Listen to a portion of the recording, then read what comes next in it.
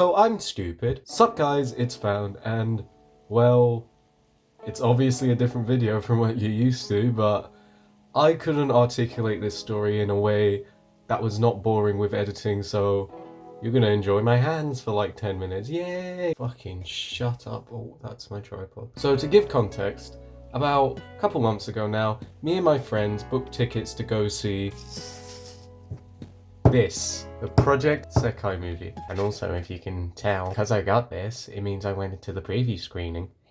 So basically, we were gonna go there, and my friend asked me if I was gonna cosplay, because obviously I don't usually cosplay much, and I haven't really been to an anime convention in general. So he asked me, was I gonna cosplay?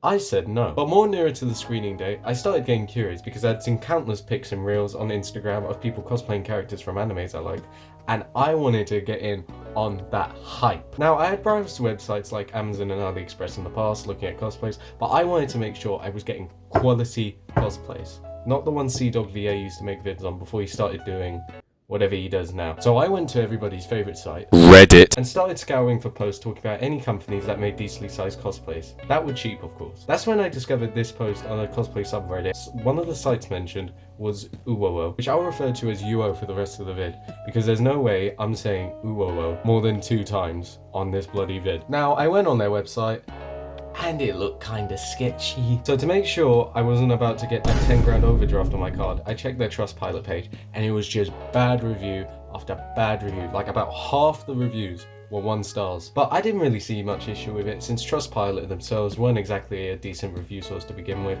and considering multiple people on that subreddit were recommending Uwo anyways. And to be fair, it seemed pretty legit. So I go back on the website and search up Kagami Nolan. And if you don't know who that is, he's basically a male Vocaloid, because I did not have the willpower to go dressed as Miku or Luca. I eventually found a listing for cosplays based on both Len and Rin. Now, I was expecting the price to be way more than it was selling for, because the price it was selling for was £26. Now, obviously looking at the photos of it, there's probably a reason why it was so cheap, but considering I was only wearing it just for the movie and didn't plan on using it after that is a bargain. Now, it obviously didn't come with a wig, you had to buy that separately, but the wig itself costed £5 and it was also bundled with the outfit, so if you include shipping costs, it was around £50, which is still a good price for a whole cosplay if you ask me. So I fill in my details, you know, usual stuff, and then when I get to the address bit, there's an option that says use billing address as postal address. Now, I don't know if other countries have this, but in Great Britain, why the fuck did I do that? We have this law when buying stuff online, like games or clothes or whatever, you need to provide a billing address, which is usually your home address. Yes, it's kind of big brotherly, but you know, that's just how it is in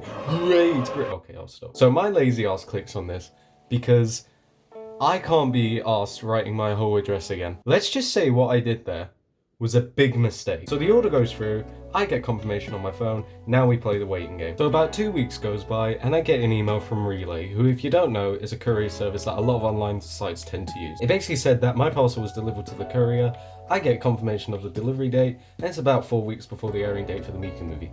Sweet, I thought. I wake up on the day of the delivery, go downstairs expecting there to be a package, nothing. I check my phone, there's 3 missed calls from an unknown number. I check my messages from Relay, and apparently the delivery had been unsuccessful.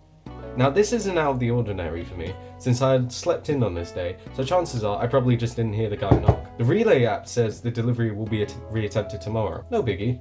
The movie's in 4 weeks anyways, and the package is in the UK. So what's the worst that could happen? Foreshadowing is a nice thing, isn't it? Fast forward to the next day, it still hasn't been delivered.